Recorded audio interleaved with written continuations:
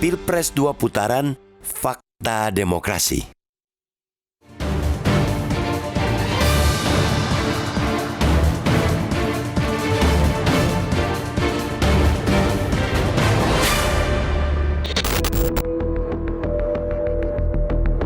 Belakangan kian ramai wacana apakah pemilihan presiden atau pilpres akan berlangsung 1 atau 2 putaran.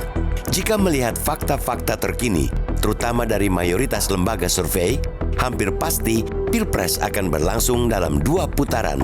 Pasalnya, sejauh ini tidak ada satupun pasangan kandidat yang elektabilitasnya menurut lembaga survei terkemuka mencapai lebih dari 50%. Berdasarkan survei Poltreking Indonesia yang dilakukan pada 1-7 Januari 2024 misalnya, elektabilitas pasangan Prabowo Gibran stagnan di kisaran 46-47% dengan angka terbaru menunjukkan 46,7%. Sementara itu, pasangan Anies Baswedan dan Muhaimin Iskandar mengalami kenaikan signifikan menjadi 26,9%. Adapun elektabilitas Ganjar Pranowo dan Mahfud MD berada di angka 20,6%.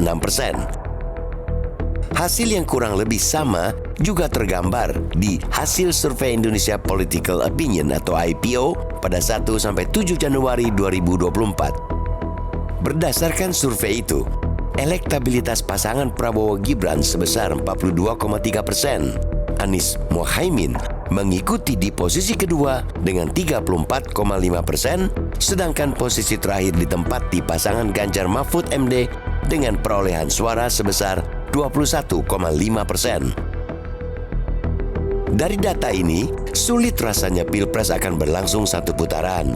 Apalagi tiap-tiap kandidat punya basis pemilih kuat yang sukar untuk mengubah banyak peta persaingan, seperti yang tergambar dari hasil berbagai lembaga survei. Artinya, persaingan masih terbuka sebagai sebuah kompetisi. Sudah semestinya kontestasi ini berlangsung fair, diwarnai adu gagasan, bukan sekadar gimmick atau memoles hasil statistik. Pilpres 2 putaran bukanlah sesuatu yang tabu. Selain dari hasil survei di atas, opsi itu juga dimungkinkan berdasarkan konstitusi. Pasal 6A ayat 3 Undang-Undang 1945 menyebutkan penentuan terpilihnya seorang presiden dan wakil presiden memerlukan perolehan suara lebih dari 50% dari jumlah suara dengan sedikitnya 20% suara di setiap provinsi yang tersebar di lebih dari setengah jumlah provinsi di Indonesia. Itu artinya, selama angka itu belum tercapai, pilpres bakal berlangsung 2 putaran. Untuk negara sebesar dan seluas Indonesia, ongkos pemilu memang sangat mahal dari sisi ekonomi. Namun, inilah ongkos yang berapapun mahalnya harus dibayar oleh bangsa ini demi tercapainya dan terpeliharanya negara demokratis. Pemilu dan demokrasi itu ibarat sekeping mata uang. Keduanya tidak bisa dipisahkan, karena melalui pemilu yang jujur, adil, bebas, dan bersih itulah antara lain demokrasi ditegakkan. Melalui pemilu berbagai pilihan, baik ide maupun orang, ditampilkan dan dipertandingkan di hadapan rakyat. Lalu, rakyat dengan bebas mengambil keputusan yang menentukan bagi hidupnya sebagai warga negara maupun jalannya negara untuk 5 tahun ke depan.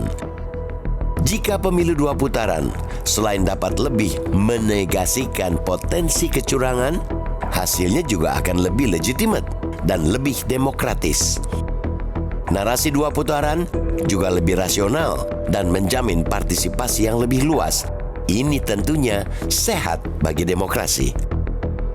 Hari pencoblosannya akan berlangsung kurang dari 1 bulan lagi, memberi kesempatan dan peluang bagi masyarakat untuk mulai menentukan pilihan. Suara mereka sebagai pemegang kedaulatan tertinggi akan amat menentukan arah perjalanan bangsa ini ke depan. Oleh karena itu, partisipasi mereka dalam kontestasi ini amat diperlukan. Bukan semata mencoblos di bilik suara, tapi ikut mengawal pelaksanaan pesta demokrasi ini agar berjalan jujur dan adil. Jangan biarkan mereka yang haus kuasa secara benderang menghalalkan segala cara, termasuk dengan merekayasa angka dan fakta, serta memaksakan pilpres 1 putaran. narasi pilpres satu putaran yang dipaksakan bisa menjadi pintu masuk praktik-praktik culas dan kecurangan. Bila narasi itu terus-menerus didengungkan, padahal kehendak rakyat yang tercermin dari hasil survei menunjukkan 2 putaran akan menggerus legitimasi demokrasi. Maka, memaksakan narasi 1 putaran sama dengan membuat noda demokrasi.